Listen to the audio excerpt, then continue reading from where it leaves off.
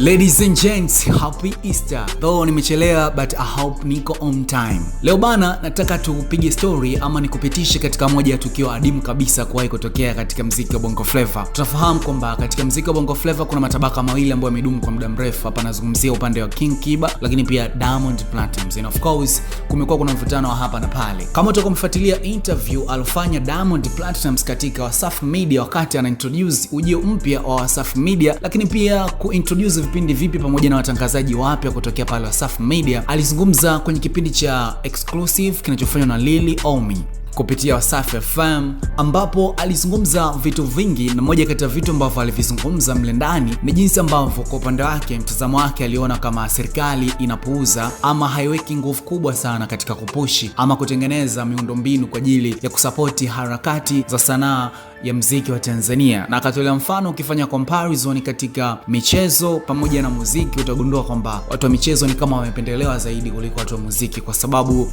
akatolea mfano, Tanzania tuna viwanja vingi bora na vizuri vya mpira wa miguu compare to upande wa music ambapo tunahitaji sehemu za kufanyia matamasha kama maarena, ambayo tunafahamu kwamba nchi nyingi tu ambazo zinafanya vizuri katika kiwanda cha muziki kimefanikiwa kutengeneza miundombinu bora ikiwemo arena. Mfano ni O2 Arena iliyopatikana nchini Marekani, na arena kibao tu ambazo ukienda Google pale ukasearch utagundua kwamba nchi nyingi zina arena nyingi kali na nzuri. So Diamond akanatoa mtazamo kwamba ni kama serikali inawasahau kidogo wasanii, hasa katika kutengeneza miundombinu ambayo niwezeshi katika kuweza kufanikisha kwa harakati za muziki na kukuza pengine tasnia. Akasema kwamba this time around kwa sehemu alokuwepo yeye si lazima aende akafanya show uwanjani, kwa sababu kuna watu ama kuna audience au mashabiki zake atawakosa kulingana na status zao. So inabidi kuwe kuna arena ambayo mtu yoyote wa hadhi yoyote anaweza kwenda kwenye arena akashuhudia show yake, sio kuwa na ukumbi unaoingiza watu 1000 tu na nini. No, tunahitaji kuwa na watu ambao wanaingia labda 10,000 kwa wakati mmoja, 15,000, kitu ambacho kitakuwa ni kizuri na kitakuwa kinapushi kwa kiasi kikubwa sanaa ya muziki Tanzania.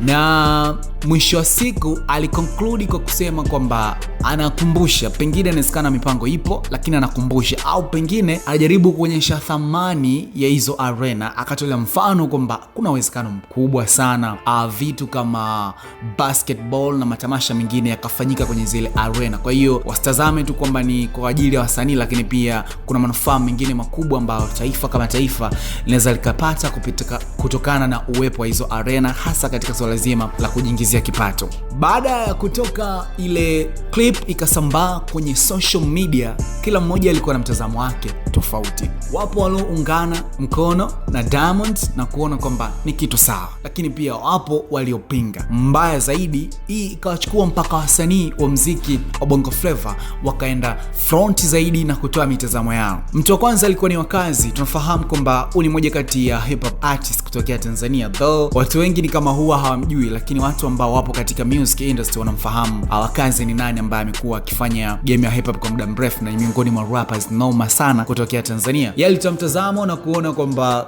sio kipaumbele, kwa sababu aidai kwamba kuna possibility kwa hizo arena zikawepo na msiweze kujaza. So ni kama watu invest katika kazi na nini ili tuweze kupata hizo arena. The moment tunapata hizo arena, basi kunakuwa kuna huo uwezekano wa wewe kujaza hiyo arena. So naomba arena afu mwisho siku uwezi kufikisha ama kuijaza kama hivyo. Na alimkosoa kwa mfano Salmin Swags ambaye anaonekana kusupport kila ambacho Diamond Platnumz alikifanya. Yeye alisema kwamba hii kwanza haikusaidii katika career yako. Kwa upande wa Diamond haikupushi chochote. Hizo arena mnazongangania hata mkipewa mtafanyia kitu gani? Lakini pia Harmonize all the way kutoka Konde Gang Family alitoa pia mtazamo wake. Alirekodi kabisa video akasema kwamba haoni kama arena ni kipaumbele kwa sasa, kwa sababu serikali ina vitu vingi ambavyo ni vipaumbele vya kufanya. Akatolea mfano, kuna Watanzania ambao wanaishi maisha magumu, kuna watu ambao bado wanahitaji hospitali, vituo vya afya viongezeke zaidi, mashule yajengwe zaidi. Lakini kama haitoshi miundombinu kutokea hao maeneo, kwa maana kwamba shule, vituo vya afya, mahospitali na sehemu zingine kama hizo, barabara na nini, inabidi iboreshwe ili Watanzania waweze kuishi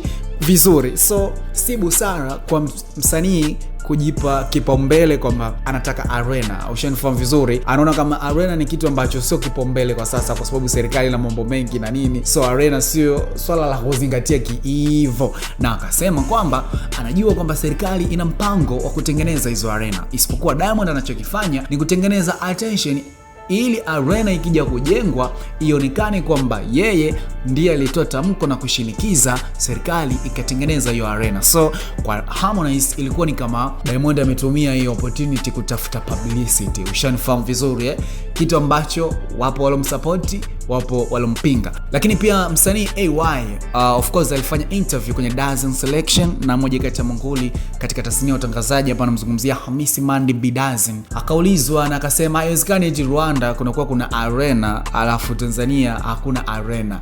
Ni kitu ambacho haki make sense kwa upande wake, ukizingatia kwa East Africa na Afrika ya Kati, Tanzania tumetake over unajua katika swala zima la kiwanda cha burudani.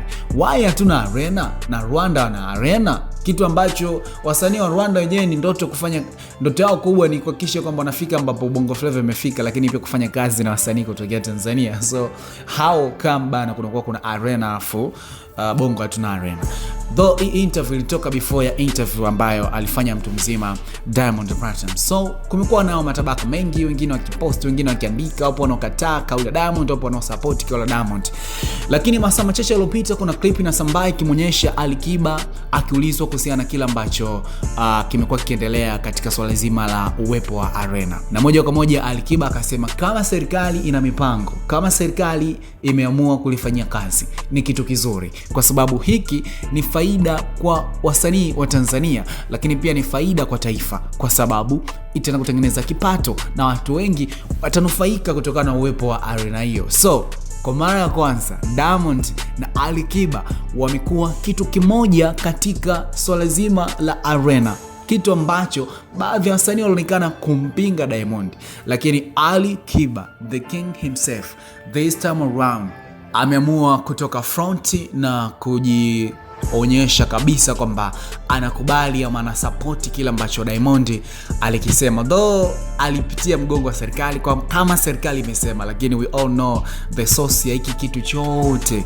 ni Diamond Platnumz kuweza kuibua hoja, na mwisho siku hoja yake imeweza kupata kusikilizwa, lakini pia kupata maoni tofauti kutoka kwa wadau wa muziki. So the point ya leo ni kwamba msanii Alikiba all the way from King Music bana ameamua kumsupporti mdogo wake katika muziki, ushanifahamu vizuri, Diamond Platnumz, na kwenye hili wameshikamana pamoja kabisa, though kila mmoja kwa njia yake, lakini it's like wote wanajua kwamba arena zina manufaa, arena zitawasaidia, arena zitakuja kuongeza kasi katika muziki wa Bongo Flava, arena zitakuja kuongeza kipato katika serikali ya Tanzania. So kwa pamoja wameweza kuungana mkono, though ni indirect katika kusupport kujengwa kwa arena, na kila mmoja amekiri kwamba ni kitu kizuri kwa arena kutengenezwa.